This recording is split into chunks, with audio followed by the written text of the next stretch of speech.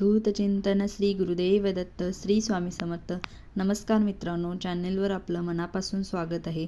चला तर मग आज आपण मकर संक्रांत 2026 कधी आहे, केव्हा आहे आणि या सणाचं महत्त्व काय आहे याविषयी मी तुम्हाला सविस्तर माहिती देणार आहे। तर बघा, मकर संक्रांत 2026 यावर्षी बुधवारी 14 जानेवारी 2026ला साजरी केली जाणार आहे। या दिवशी बघा, सूर्यदेव मकर राशीत प्रवेश करतात। याच दिवसापासून उत्तरायणाची सुरुवात होते आणि दिवस हळूहळू मोठे होऊ लागतात।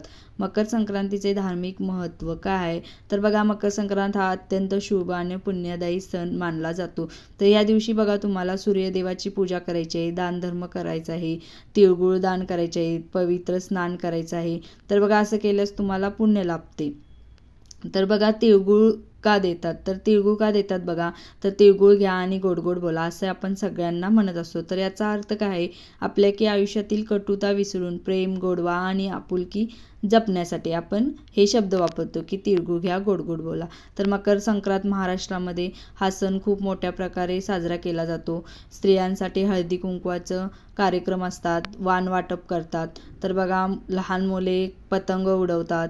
तर या तिळगुळाचे लाडू आपण बनवले जातात। तर ह्या दिवशी काय करायचं आहे आपल्याला, तर सकाळी लवकर उठून स्नान करून सूर्यदेवाला नमस्कार करायचा आहे, तिळगुळ उडीद दान करायचं आहे, गरजूंना अन्न वाटप करायचं आहे।